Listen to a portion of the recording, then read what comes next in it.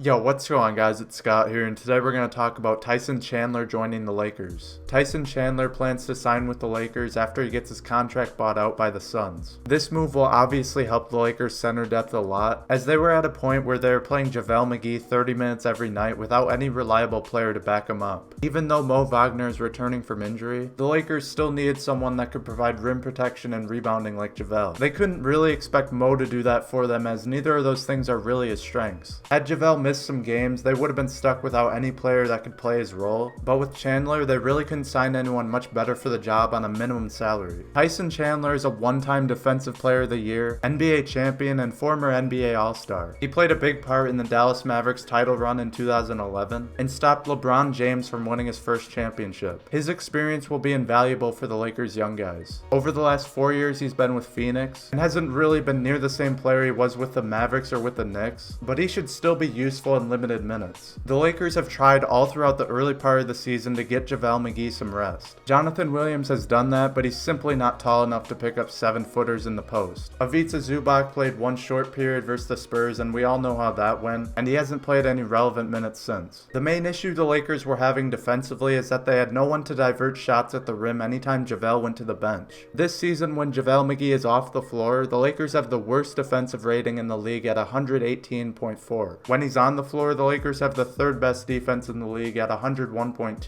JaVale McGee has had nearly the same impact that Rudy Gobert had on the Utah Jazz last season, and it's no question why people are starting to consider him as a Defensive Player of the Year candidate. The Lakers are clearly awful on defense when he goes to the bench, and the fact they were able to add a former Defensive Player of the Year and a guy that can fill in close to what JaVale McGee does on the defensive end is a big deal for the Lakers. Next to defense, another big area Chandler fills a need for the Lakers is rebounding. The Lakers are 18th in rebounding this season, and a large part of this has to do with having no true backup center. The Lakers as a whole might not be able to improve this placing much, as they're not a very big team, but Chandler should help them get a few extra boards throughout the game. On the offensive end, there's very few players in the league that can replicate JaVale McGee's threat at the rim through his finishing of lobs and dunking on people, but Chandler should be able to provide some of that. The only real concern might be the style of play for Chandler, as it might be hard for him to keep up with the Lakers' pace. He did play 25 minutes a game last season for the Suns, who are one of the fastest teams in the league, so he'll be used to the style, but he'll likely be trailing behind. With the Lakers, he'll probably only need to play around 12 to 15 minutes, which fills in the time where JaVale sits out and if there's any extra time where the Lakers play small. Overall, this is a great signing for the Lakers, and it was smart for them to fill this need early so they don't risk having no backup if JaVale gets hurt. That's all I have for this video, guys. I hope you enjoyed. Make sure you subscribe if you want to see daily Laker content like this, and if you enjoyed this video, then make sure you drop a like, and thanks for watching.